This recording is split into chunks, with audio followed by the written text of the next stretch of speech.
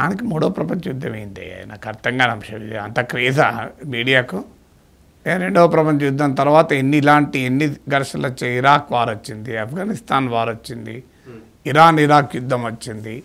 ఎన్ని యుద్ధాలు రాలేదు, ప్రతిసారి మూడో ప్రపంచ యుద్ధం వచ్చిందా? మీడియాకున్న అజ్ఞానానికి పరాకాష్ట ఇది. ప్రతిదానికి మూడో ప్రపంచ యుద్ధం పట్టుకొస్తారు. రెండవ ప్రపంచ యుద్ధం తర్వాత ఎన్ని క్రైసిస్లు వచ్చాయో లెక్క తీయండి.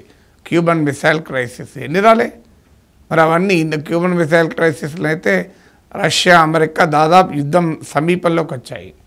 మరి అది జరిగాయా? సో ఇన్ని ఆఫ్ఘనిస్తాన్లో రష్యా బలగాలు వెళ్ళాయి. తర్వాత ఆఫ్ఘనిస్తాన్లో తాలిబాన్లకు పైన అమెరికా దాడి చేసింది. ఎన్ని యుద్ధాలు జరగలేదు ఇప్పటివరకు?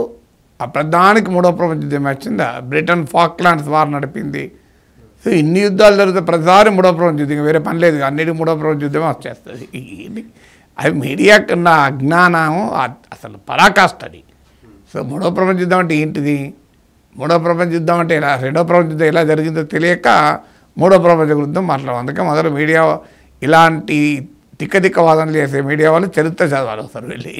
కామన్ సెన్స్ లేని క్వశ్చన్లు కదా ఇవన్నీ, అవునా కదా? మీరు అడిగారని కాదు, మిమ్మల్ని ఎవరో అడగమంటేనే మీరు అడుగుతున్నారు కదా. ఇది మీడియాలో వస్తున్నది మీరు అడుగుతున్నారు, మీరు కావాలని అడుగుతున్నారు, నేను అంటలేను. మీడియాలో ఈ ఇజ్రాయిల్ ఇష్యూ వచ్చినప్పటి నుంచి మాట్లాడితే మూడో ప్రపంచ యుద్ధం, ఉక్రెయిన్ వచ్చినప్పుడు మూడో ప్రపంచ యుద్ధం, రష్యా ఉక్రెయిన్ కూడా మూడో ప్రపంచ యుద్ధం అన్నారు. వచ్చిందా? మూడోది వచ్చిందా? నాలుగోది వచ్చిందా? సో ఇది మీరు అడిగారంటే అర్థం మీడియాలో చాలా చోట్ల ఈ మాట వచ్చింది. లేదా జాతీయ మీడియాలో కూడా will it lead to third world war అని వచ్చింది. దాన్నే మీరు అడుగుతున్నారు, మీ తప్ప నేను అంటలేను. కానీ ఈ ధోరణి ఏంటి అంటున్నా, జాతీయ మీడియాలో కూడా will it lead to third world war. Yes, నిజమే, ఇరాన్కు ఇజ్రాయెల్కు ఘర్షణ ఒక ప్రాంతీయ వార్ల, అంటే ఇజ్రాయెల్ హమాస్ల మధ్య ఉన్నది కాస్త ఇజ్రాయెల్ ఇరాన్ ఒక విస్తృతమై ఒక రీజనల్ వార్గా దారితీసేటువంటి స్థితికి వచ్చింది.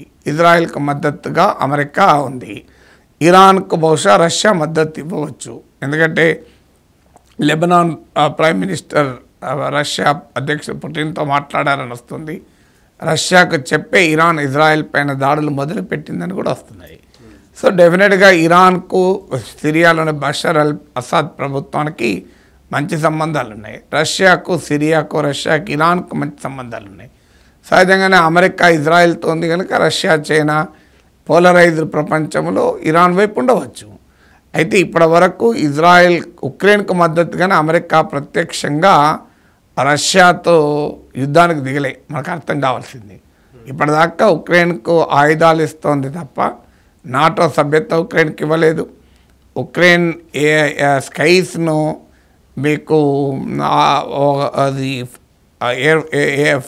నో ఫ్లై జోన్గా ప్రకటించమని ఉక్రెయిన్ ప్రెసిడెంట్ జెలెన్స్కీ అడిగినా అమెరికా ప్రకటించలేదు. ఎందుకంటే అలా జరిగితే మేము రష్యాతో ప్రత్యక్ష యుద్ధానికి రావాల్సి వస్తుందని నాటో బలగాలు పంపించమన్నా కూడా ఒప్పుకోలేదు. ఆఖరికి నాటో ఇచ్చిన ఆయుధాలు, ట్యాంకులు, ఇట్లాంటి హెవీ వెపన్స్ను డీప్ ఇన్సైడ్ రష్యా వాడకూడదు, అఫెన్స్కి వాడకూడదు, డిఫెన్స్కి వాడాలని మాత్రమే అమెరికా ఆంక్షలు పెట్టింది.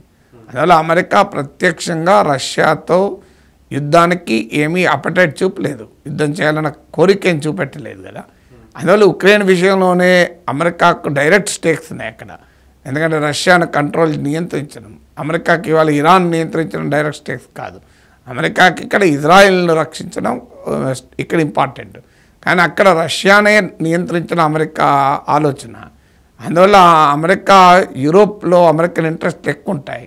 అయినా కూడా అక్కడ మూడో ప్రపంచ యుద్ధం రాలే కదా, డైరెక్ట్ అమెరికా రంగంలో దిగలే కదా. అమెరికా, రష్యా, చైనాలు నేరుగా పరస్పరం పోరాడకుండా మూడో ప్రపంచ యుద్ధం ఎట్లా వస్తుంది? అంటే హిజ్బుల్లా ఇజ్రాయెల్ ఫైట్ చేస్తే మూడో ప్రపంచ యుద్ధం వస్తుందా? ఇజ్రాయెల్ హూతీలు పోరాడితే మూడో ప్రపంచ యుద్ధం వస్తుందా? ఇజ్రాయెల్ ఇరాన్ పోరాడితే మూడో ప్రపంచ యుద్ధం అవుతుందా? ఇలాంటి యుద్ధాలు ప్రపంచంలో చాలా చోట్ల జరుగుతూ ఉంటాయి. సో అందువల్ల ప్రతిదీ మూడో ప్రపంచ యుద్ధానికి దారితీయదు. ఇది రీజనల్ వార్గా మారింది, ఎస్కలేట్ అవుతున్నది అన్నమాట నిజం.